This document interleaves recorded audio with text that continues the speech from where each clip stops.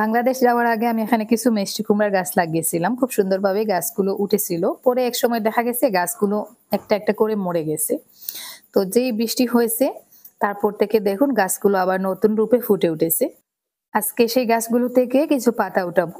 আসসালামু আলাইকুম। সুখ-দুঃখের সংসারের আরো একটা নতুন ভিডিওতে আপনাদেরকে আরো একবার স্বাগত জানিয়ে আবারও আরো একটা নতুন দিনের কাজকর্ম আপনাদের সাথে শেয়ার করতে চলেছি। কাছের দূরের দেশ এবং দেশের বাইরের যে যেখান থেকে আমার ভিডিওটি দেখছেন আশা করি আল্লাহর রহমতে আপনারা সবাই ভালো আছেন। আমরাও ভালো আছি আলহামদুলিল্লাহ। খুব বেশি বড় না, ছোট্ট একটা ভিডিও শেয়ার করেছি। এখানে ২-৩ দিনের টুকটাক কাজকর্ম মিলিয়ে ভিডিওটা শেয়ার করা। সেই সাথে আমার খুব বড় একটা সুখবরও আপনাদের সাথে শেয়ার করব।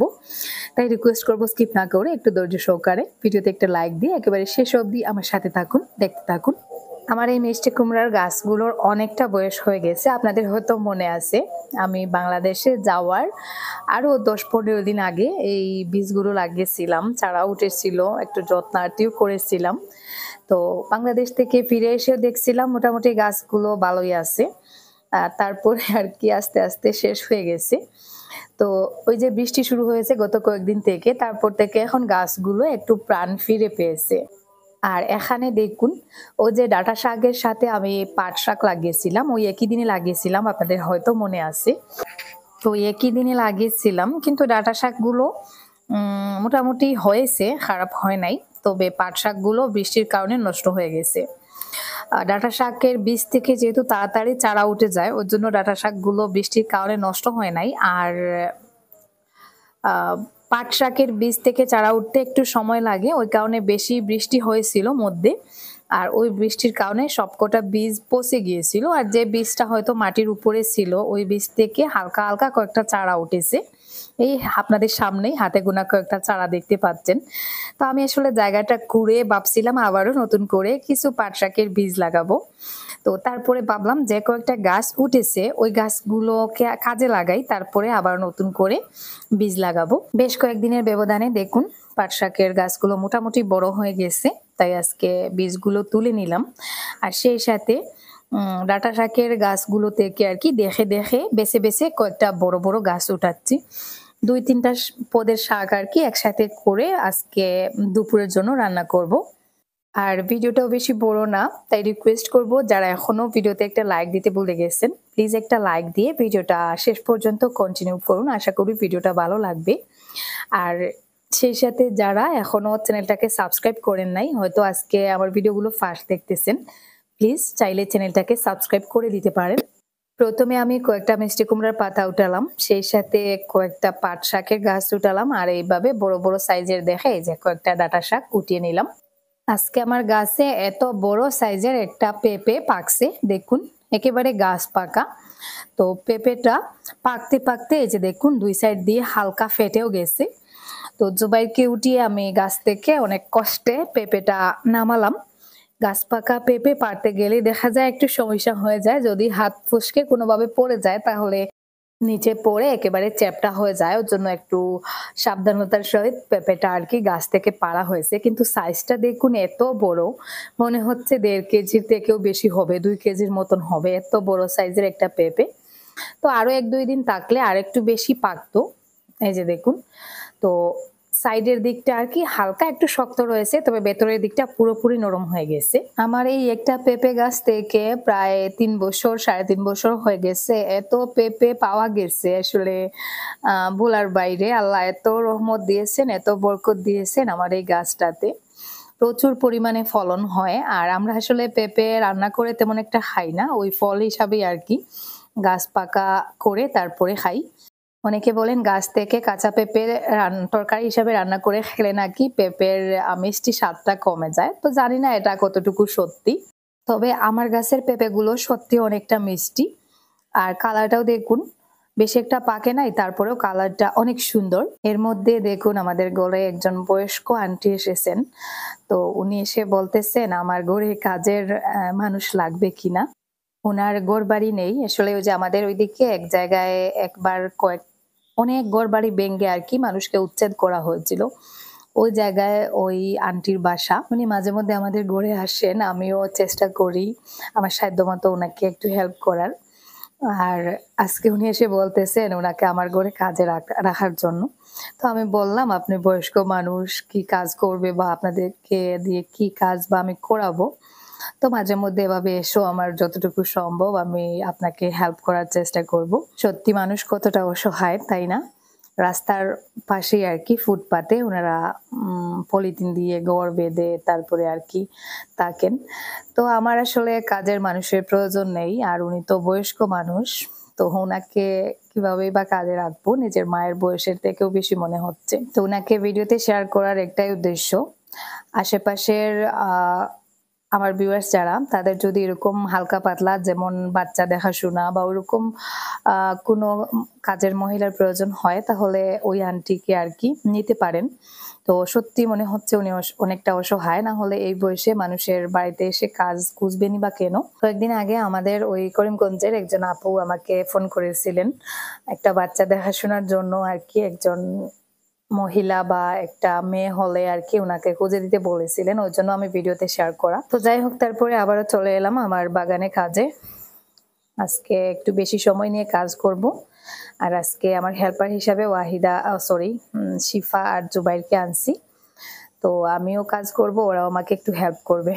তো যে জায়গা থেকে আমি পাট শাকগুলো একটু আগে উঠালাম, ওই জায়গাটায় আবারও আগাছা উঠে গেছে। আগাছাগুলো পরিষ্কার করে জায়গাটা কুড়ে আবারও নতুন করে কিছু পাট শাকের বীজ লাগাবো। আর এই সিজনে আমাদের এদিকের সিলেটি মানুষ যারা, তাদের বাসার সবথেকে জনপ্রিয় শাক হচ্ছে পাট শাক আর ডাঁটা শাক। তো এটা না হলেই নয়। Guys, kubisi ko lagi. Gamit siya pa.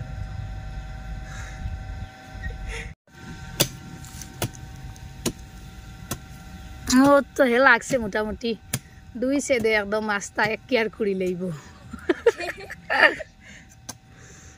খুর খালি খুর তো কুড়িলাম আর তা আগে ওয়াইডা কুড়িছিল এটা সাইড পালা করে কুড়ছে না, সাইডে জুড়ি দিয়া দিস বুঝছিস নি, ওন মাঝখান উসার সাইডে জুড়ি দিয়া দে।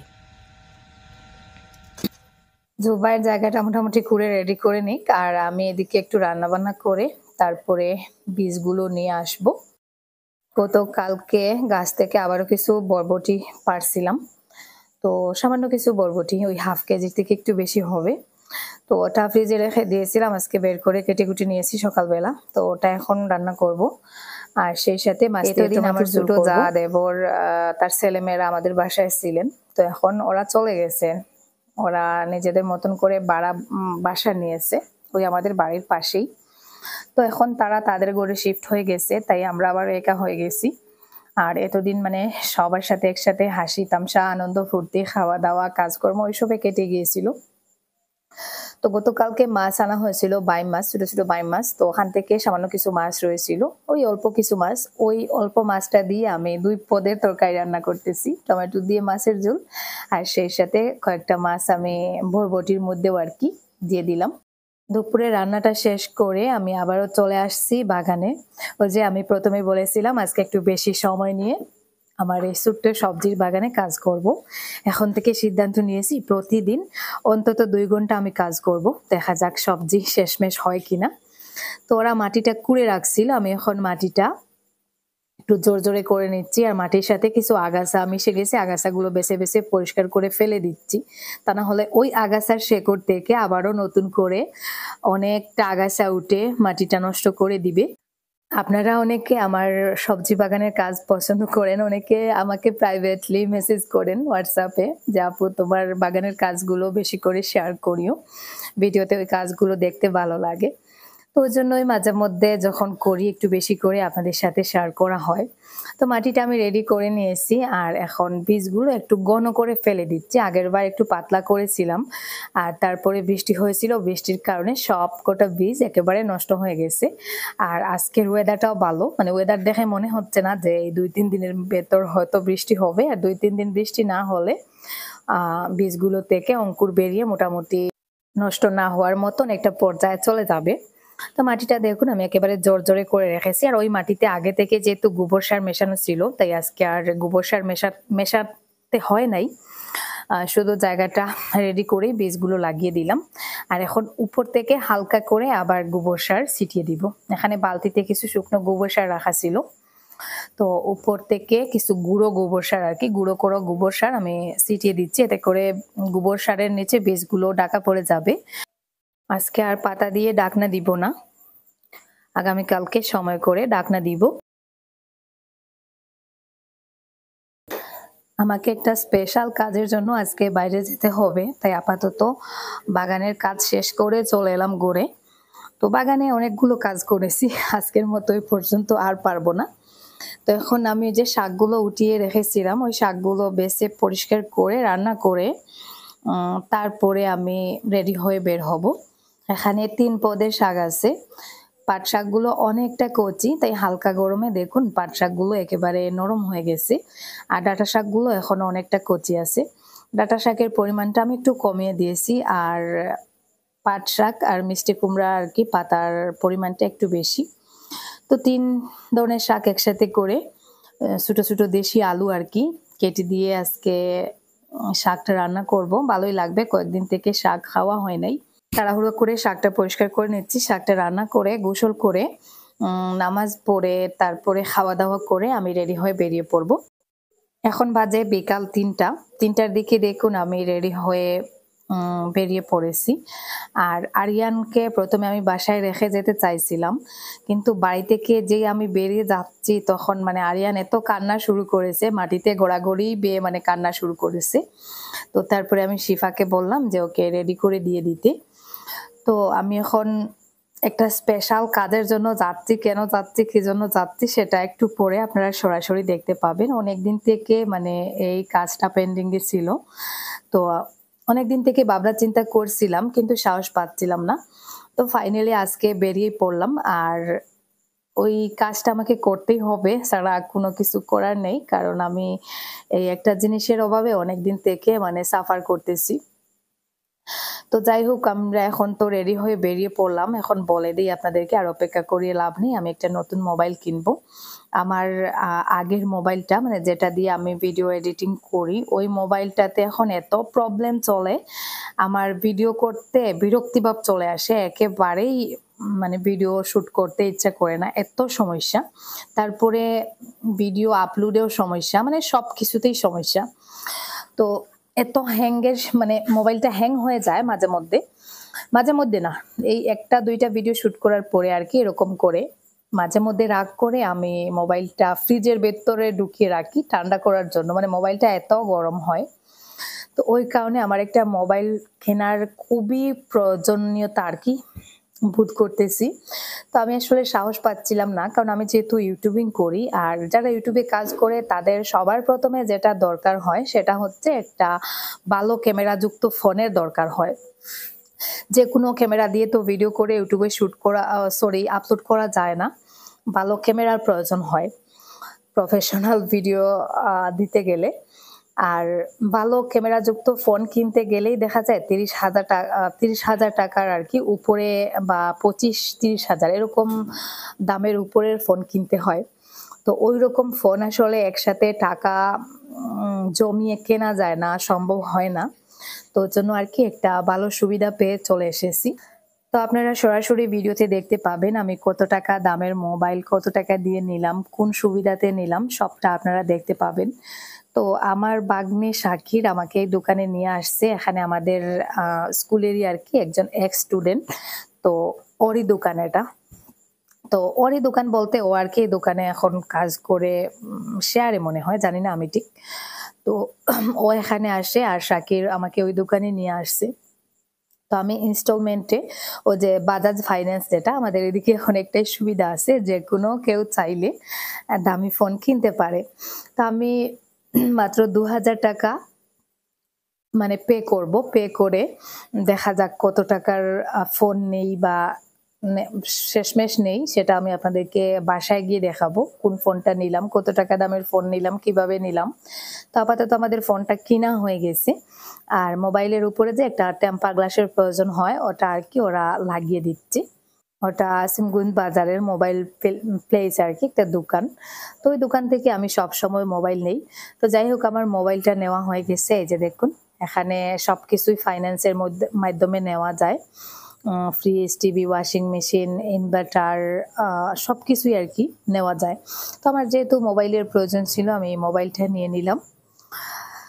তো এখানে আরও অনেক ধরনের মোবাইল আছে, আইফোন থেকে শুরু করে সব ধরনের মোবাইল, বেশি দামের মোবাইল, কম দামের মোবাইল, সব মোবাইলকে আর কি ফাইন্যান্সে নেওয়া যায়, ইনস্টলমেন্টে, মাসে মাসে ইএমআই সিস্টেমে আর কি। তো যাই হোক আমি মোবাইল নিয়ে নিলাম। এই যে জুবাইর মোবাইল নিয়ে অনেক খুশি, মানে সে কত করে বাড়িতে যাবে আর মোবাইলটাকে আনবক্সিং করবে। আর তারপরে আমাদের গাইড ড্রাইভার মিষ্টি খাওয়ানোর জন্য বলতেছে নতুন ফোন কিনলেন, তো ওনাকে নিয়ে মিষ্টির দোকানে আসলাম, একটু মিষ্টি খাওয়ালাম। তারপরে পান খেতে চাইছিলেন, পান খাওয়ালাম, সাথে আমিও একটা পান খেলাম। তারপরে আস্তে আস্তে বাড়ির উদ্দেশ্যে রওনা দিয়ে দিয়েছি। তো ফাইনালি দেখুন আমি মোবাইল নিয়ে বাড়িতে পৌঁছে গেছি। আমার বাগনেও এসেছে আমাদের সাথে। তো এখন ও আর কি ফোনটাকে আনবক্সিং করবে। আমার ফোনটা আমি আপনাদেরকে দেখিয়ে নেই, তারপরে বাকি সব কিছু আপনাদেরকে সরাসরি দেখাবো। তো এই হচ্ছে ফোন। তো আগে আমি ভিভো V29 যে ফোনটা ওটা ইউজ করতাম, এখন ভিভো V50টা নিয়েছি। আমার ওই ভিভো কোম্পানির মোবাইলগুলোই বেশি ভালো লাগে, আর আমি মানে প্রথম দিক থেকে ওই ভিভো কোম্পানির মোবাইলগুলোই বেশি ইউজ করি। আমার কাছে ওগুলোতেই বেশি কমফোর্টেবল ফিল হয়, আমার কাছে ভালো লাগে। তো এই যে দেখুন মোবাইলের ব্যাক সাইডটা আর কি, দেখা গেল এই ফোনের ক্যামেরাটা অনেক ভালো আর স্পেসটাও অনেক বেশি, র্যাম রম এসব আসলে একটু বেশি আর কি, 256 GB। তো শাকির মোবাইলটা আনবক্সিং করলো, আর আমার ছেলে তো কাছে বসে অনেকটা ইন্টারেস্ট নিয়ে মোবাইলটা দেখতেছে, কখন মোবাইলটাতে শাকিরের কাজ শেষ হবে। আর সে তো অলরেডি দেখুন খুশিতে লাফালাফি শুরু করে দিয়েছে। তো দোকানে আসলে নতুন ফোন কিনতে গেলে একটাই অসুবিধা, প্রথমে মানে ফোনটা কেনার আগ পর্যন্ত তুমি ওটাকে ওপেন করে দেখতে পারবে না। তো ওই জন্য আসলে ক্যামেরাটা দেখা হয় নাই। ওরা বলতেছে ক্যামেরাটা অনেক ভালো আর মোবাইলটা অনেক ভালো, যেহেতু ওরা নিজের মানুষ তাই আর কি বিশ্বাস করে নিয়ে আসলাম। তো এখন মোবাইল হাতে নিয়ে আমি যেটা করব সেটা হচ্ছে ক্যামেরা টেস্ট, ক্যামেরাটা আসলে আমার পছন্দ মতো হচ্ছে কিনা। তো আমি আমার আগেরটার সাথে আর কি তুলনা করতেছি, আমার আগের ফোনের ক্যামেরাটাও ভালো ছিল, তো ওই ফোনের মতন ক্যামেরাটা আছে কিনা, নাকি এর থেকে ভালো নাকি এর থেকে খারাপ, ওটাই আর কি দেখছিলাম। তো আজকে যে ভিডিওগুলো আমি করেছি সবকটা আমার পুরনো ফোনের ভিডিও, নতুন ফোন দিয়ে এখনো ভিডিও করা হয় নাই। ইনশাল্লাহ আগামী কাল বা পরশু থেকে আমি নতুন ফোনটা দিয়ে ভিডিও শুরু করব। তো এই যে দেখুন এখন আমি একটু ফ্রি হয়ে মোবাইলটা আপনাদেরকে সরাসরি দেখাচ্ছি। মোবাইলটার নাম হচ্ছে ভিভো V50। আর এই যে, তো এটার ফাংশনগুলো সেম আমার আগের ফোনের মতনই, শুধু মোবাইলের আর কি ডিজাইনটা একটু অন্যরকম। তো মোবাইলটা যেহেতু একেবারে নতুন, এখনো সিম কার্ড ঢোকানো হয় নাই, তাই সবকিছু নতুন করে আর কি সেট করতে হবে। আর এই যে দেখুন ফোনের যে বক্সটা ভিভো V50। তো প্রথম আমি ভিভো মোবাইল দিয়ে ইউটিউবিং শুরু করেছিলাম, আর আজ পর্যন্ত আমি ওই ভিভো মোবাইল আর কি, এই মোবাইলটা ছাড়া অন্য কোনো ধরনের মোবাইল আমার নিতে ইচ্ছা করে না। তো আগের বার আমি যে ফোনটা কিনছিলাম ওটাও ভিভো ছিল। আর এই যে সাথে একটা ব্যাক কভার দিয়েছে, ওটা মোবাইলের সাথে আর কি ওরা ফ্রি দেয়। আর সেই সাথে চার্জারও আছে। আসলে কোনো কোনো ফোনের চার্জার থাকে না, আলাদা করে চার্জার নিতে হয়, তবে এই ফোনটার সাথে চার্জারও আছে, এই যে দেখুন। আর সেটের চার্জারের সাথে আসলে অন্য কোনো চার্জারের কোনো তুলনাই হয় না। যে ফোন সেই ফোনের সাথে যাওয়া যে চার্জারটা, ওই চার্জারে খুব তাড়াতাড়ি ফোন চার্জ হয়। তো আগের বার আমি একটা মোবাইল নিতে চাইছিলাম, আমার খুব পছন্দ হয়েছিল, কিন্তু ফোনের সাথে চার্জার ছিল না। নতুন ফোন কিন্তু চার্জার নেই, চার্জার নাকি আলাদা করে নিতে হয়, ওই জন্য আর ফোনটা নিই নাই। তো এবার ফোন কেনার আগে আমি বারবার বলছিলাম যে ফোনের সাথে চার্জার আছে কিনা। তো যাই হোক ফোনটা কেমন হয়েছে বা ক্যামেরা কেমন সেটা তো সামনে আপনারা অবশ্যই দেখতে পাবেন। আর এখন আমি আপনাদেরকে সরাসরি মেমোটা দেখিয়ে দিই, ফোনটা আমি কত টাকা দিয়ে কিনলাম। তো এই যে দেখুন আমার ফোনের যে ক্যাশ মেমোটা আর কি, মোবাইল প্লেস ওই দোকানটার নাম। আর এখানে আমার ফোন নাম্বার দেওয়া আছে। তারপরে যে দেখুন দামটা দেখুন, ৩৬,৯৯৯ টাকা, মানে 36,999 রুপিস। আর সেই সাথে মোবাইলের নাম দেখতে পাচ্ছেন এখানে, তো ইএমআই নাম্বার, তারপরে এই যে টোটাল ৩৬,৯৯৯ টাকা। আর আমি কিন্তু সবকটা টাকা দিই নাই, আমি ২,০০০ টাকা দিয়েছি আজকে। আর এখানে টোটাল ইএমআই হচ্ছে ৮টা, মানে ৮ মাস আমাকে আর কি ওই মোবাইলের ইএমআইটা পে করতে হবে। তো ফার্স্ট ইএমআই ৪,৬২৫ টাকা প্লাস আরও তাদের এক্সট্রা কি চার্জ আছে ২৯৯ টাকা দিতে হবে। মানে প্রথম মাসে ৪,৯২৪ টাকা দিতে হবে, আর তার পরের মাস থেকে ৪,৬২৫ টাকা করে আমাকে দিতে হবে। আর ইএমআই পেইং ডেটটা আর কি সামনের ২৫ তারিখ থেকে আমাকে ইএমআইটা স্টার্ট করতে হবে। তো মাত্র ২,০০০ টাকা দিয়ে ৩৬,০০০ টাকার ফোনটা আমি নিয়ে এলাম। একসাথে তো আর এতগুলো টাকা দিয়ে ফোন কেনা যায় না, তাই আর কি আস্তে আস্তে ইএমআইতে পে করব। আজকের মতো এই পর্যন্ত, সবাই ভালো থাকুন। আল্লাহ হাফেজ, আসসালামু আলাইকুম।